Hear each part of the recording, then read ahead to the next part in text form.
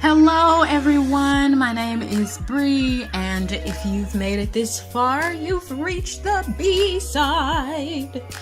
I am Bree, your host, as I've already said, and today I'm going to be talking about the spaces between my locks. So what you can see already, to me, the spaces look about the same as they did when I first got my locks done by myself. Okay, I did them myself, and actually, you'll be able to tell that the parts in the front, they kind of have like a little swoopy, slanted action going on there.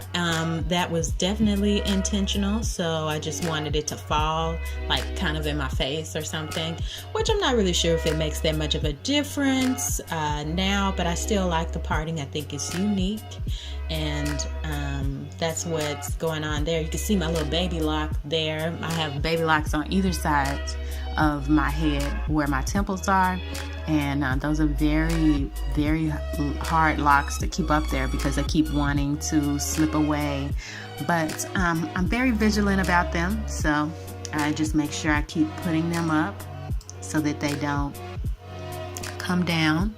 And the clip that you just looked at is actually my hair when I just got it interlocked, and this is my hair like 2 or 3 days later. It still looks pretty new, but you can see the edges are coming out a little bit more, like they're starting to nap up, which is great. I really like that about my hair. It helps me look less bald. If you fine haired sisters in the world know what I'm talking about, volume is always better, even if it's frizz or if it's just some little cocoa buds. I'm cool with it, you know.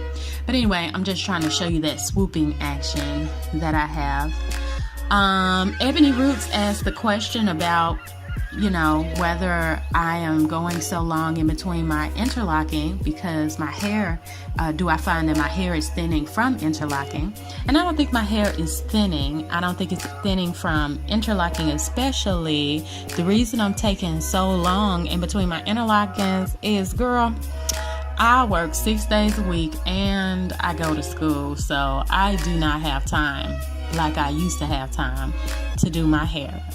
When I didn't have a job, I could basically save the world, but I don't know how people do it, doing all this god dang work and trying to have a life outside of a job is just hard. It's hard, but I'm gonna make it through, and as you can see, I get my time in the sun every now and again, so I like to flex in my backyard with my phone in my hand and my little tie-up shirt.